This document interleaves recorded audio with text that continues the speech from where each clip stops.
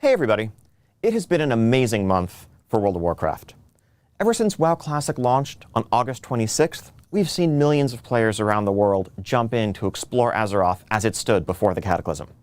Whether you're revisiting old memories or experiencing it for the very first time, it's been humbling for the team to share in the community's passion and enthusiasm around this classic experience.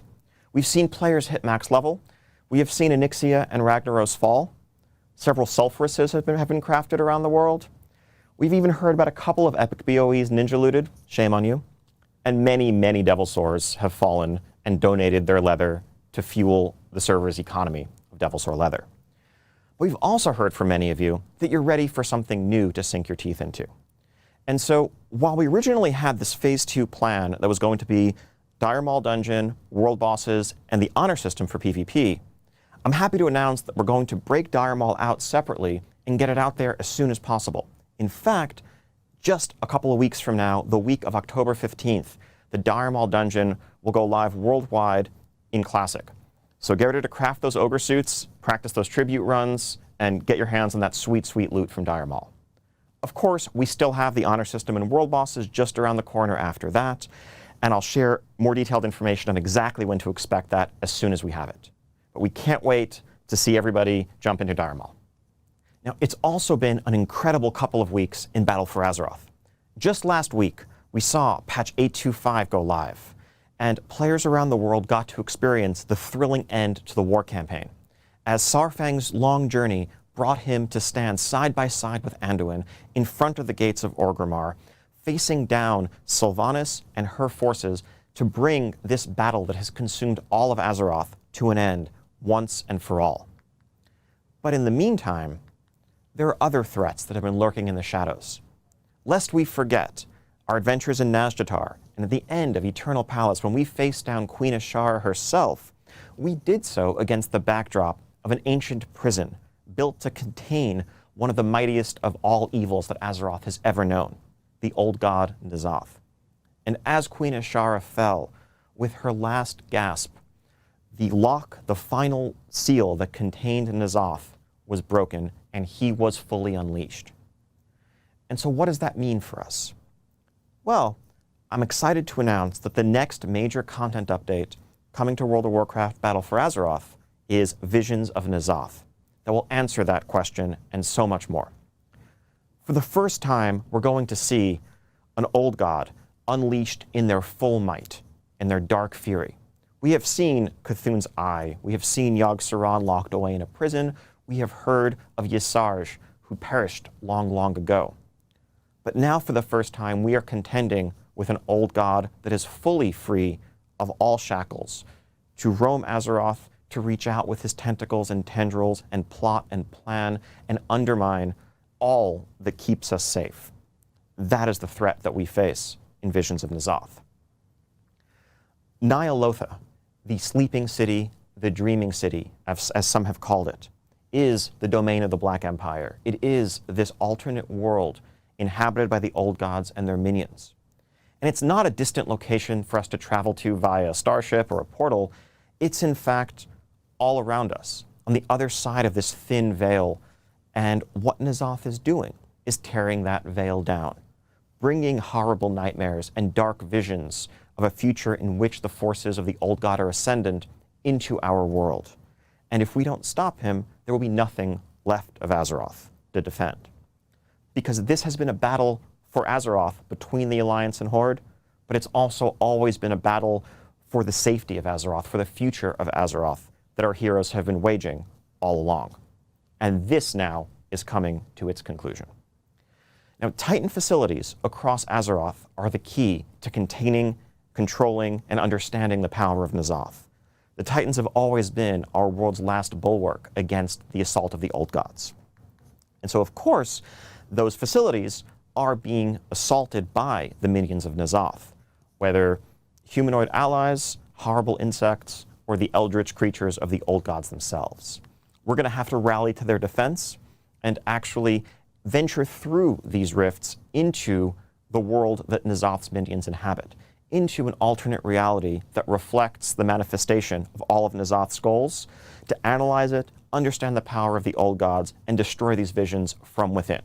Let me talk about what that actually means in practice in terms of gameplay. Now, the first sign of N'Zoth's power that we're going to witness firsthand are assaults by his minions on two key locations in Azeroth that are home to Titan facilities. Now, these Titan facilities are our world's last defense, our final bulwark against N'Zoth coming completely into our world and plunging it into madness. And so when an assault is active, the zone will be overcome with powerful lieutenants of N'Zoth, enemies to defeat, treasures to uncover, puzzles to solve, and much more. Building out this content has drawn upon everything that we've learned in making assaults in Tides of Vengeance, as well as major zones like Mechagon and Nazjatar most recently. Now let's take a look at a couple of these locations. First off, Uldum, home to the Halls of Origination, a great Titan vault, is going to come under regular assault by the minions of N'Zoth. When an assault is active in the zone, players will rally to Uldum and battle across the zone against the Old God's minions. Now, another key location in Azeroth that's home to a major Titan facility is the Vale of Eternal Blossoms back in Pandaria. Mogushan Vaults is what I'm referring to, of course. Now, last time we saw the Vale of Eternal Blossoms, it had been blighted with dark Shah energy unleashed by Garrosh towards the end of Mists of Pandaria. Now, the passage of time and the natural redemption that came at the end of that arc has finally healed those old wounds to the land. And the Vale stands fully restored to its original glory for all players to visit in this next content update. At least until it comes under attack by the minions of the Old God and is once again plunged into a new type of darkness. Don't worry, it's only going to look like this while N'Zoth is actively assaulting it. Otherwise, and in the long run, the original pristine Vale is here to stay. But you will want to journey here, fight off the Old God's minions, unravel the mysteries behind them, and do everything you can to thwart this great threat that's facing Azeroth.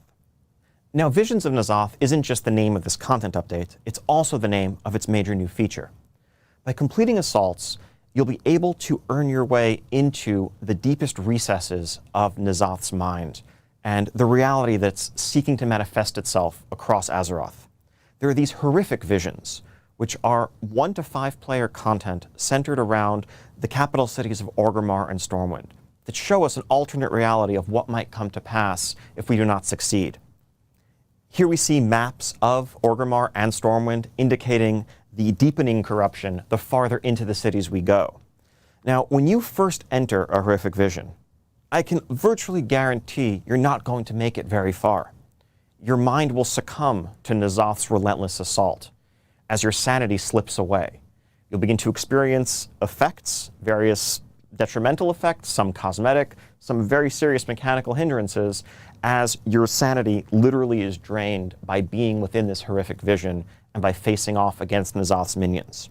You will have to retreat, but you'll do it taking with you the things that you've learned along the way, which will enable you to build better defenses for your future trips. Now, we're going to be working with none other than Wrathion, son of Deathwing, who knows a thing or two about corruption, because his father, of course, was famously plunged into madness by N'Zoth's corruption. And what else does Wrathion know very well? Well, of course, legendary cloaks. And Wrathion is going to work with us to create a legendary cloak that will initially provide some sort of defense, some sort of shield against N'Zoth's sanity-draining attacks. This will enable us to venture deeper and deeper into these visions on our successive visits, earning greater rewards, also unlocking more of the mysteries behind N'Zoth's power. This cloak may actually also come in handy when you face off against N'Zoth himself further down the road. Now, in addition to the legendary cloaks, you'll also be taking fragments of N'Zoth's corruption out of these horrific visions with you. You can bring them to Mother and Magni to analyze and research, which will allow you and allow them to strengthen your defenses against N'Zoth's corruption and give you new tools to battle him and his minions. These will help your future visits into the horrific visions, allowing you to delve deeper, overcome greater threats, and weather the effects of his sanity-draining attacks. Ever since the Mage Tower in Legion, we've been looking for a way to provide a more satisfying solo progression experience and a real challenge that you can work towards on your own without needing a group of dungeon players or raiders or a battleground group at your side. And that's one of our goals, really, in crafting this Visions of N'Zoth feature and these horrific visions. This is an experience that you can go into entirely solo and work your way through, making progress further and further each time as you gain the benefit of Titan research, understand the tricks and the threats posed by N'Zoth's enemies, and eventually fully clear the vision at the end of your journey. Now, of course, you can also bring friends in with you. We've made this experience something that will scale seamlessly from 1 to 5 players, regardless of your role, and the rewards are equal regardless of the size of your group. We want to let you experience this the way that best suits your playstyle. We can't wait to let players check this out on the PTR and hear from you what you think. And all of this is leading to a showdown with N'Zoth himself. And that journey is going to take us into the sprawling raid that is the centerpiece of this content update, Ny'alotha, a 12-boss raid that showcases the full splendor of the Black Empire. We're going to have to fight our way through the military might of N'Zoth's minions, disgusting spawning pools that have created the corruptions that we've seen across the years, the insectoid allies and minions of N'Zoth, those humans that have decided to embrace his cause of corruption, and much more. At the end of this journey awaits the old god himself. We're going to need all of our allies, all of our might, all that we have learned through our research, our work with Magni, and channeling the power of Azeroth herself in order to emerge triumphant and save Azeroth. We also have a number of changes coming to our reward systems with Visions of N'Zoth. In addition to the legendary cloak that I mentioned earlier, that you can earn and upgrade to defend yourself against N'Zoth's assaults, we'll also have new levels for the Heart of Azeroth that come with it both passive benefits and an all-new essence slot. Now, that slot can be filled by a number of new essences that you'll be able to earn through content such as the assaults on Uldum and Vale of Eternal Blossoms, delving into horrific visions, our new Mythic Plus season, PvP, the Ny'alotha raid, and more. And also, as we're seeing assaults by the minions of N'Zoth on Titan forges around the world, we have to wonder, is it possible that these assaults on Titan forges might somehow change the nature of Titan forging? This is something we are still discussing, and we are working on a plan that we'll be able to roll out in the very near future. But we're excited about the idea of embracing the old god threat this time around to replace Titan forging with something a bit different, something a bit more twisted and corrupt, that also ideally works to preserve the value of item level and the correlation between doing difficult content and getting the best rewards. Also coming in Visions of N'Zoth, at long last, are a couple of new allied races joining the Horde and the Alliance. First off, on the Horde side, in a shock to everyone, I'm sure, we have the Volpera of Vol'dun, who will be joining the Horde. And if you've completed the Vol'dun level up questline and you're exalted with the Vol'dunai, you'll be able to jump in Visions of N'Zoth, complete a questline, and run around as a Volpera of your very own. Alpaca not included. Sorry. On the Alliance side, in the meantime, the Mechanomes of Mechagon are joining their gnomish brethren on the Alliance. Grateful for the aid that's been rendered in overthrowing the despotic rule of King Mechagon, the Mechanomes will complete a questline for those of you who are exalted with Mechagon and can join the Alliance, and you too can have a gnome of your very own with a robot arm and or leg, your choice. I'm also happy to share that we're adding new Heritage Armor questlines for the recently updated Goblin and Worgen, coming in Visions of N'Zoth. On the Goblin side, you'll be able to earn this perfectly suitable set, complete with explosives and rockets and everything else that makes a Goblin's cold heart happy. And of course, for Worgen, what Worgen would be complete without a top hat that you can at long last use to express your true snooty inner self? Or just walk around as a wolf in a top hat. Who doesn't want to do that, really? Also coming with Visions of N'Zoth is a complete overhaul of our auction house. This isn't just a UI reskin, but we actually redesigned and rebuilt the guts of the system to make it faster, more performant, and to get rid of those annoying single stacks that literally no one likes. We recognize that there are hundreds of thousands of transactions happening across our auction houses on a regular basis, and we want to create a modern system that's smooth and easy to use. In redesigning the auction house, we had a couple of major goals. First off, we wanted to make the whole thing smoother and more performant. This is something that we started working on right around the launch of Battle for Azeroth, when folks may remember, the auction houses were clogged with tons and tons of single stacks, and searches and even purchasing or selling things might take several seconds or upwards of a minute in some unfortunate cases. We want to make sure that never happens again. Separately, we want to tailor the auction house functionality to the way that most people use it most frequently.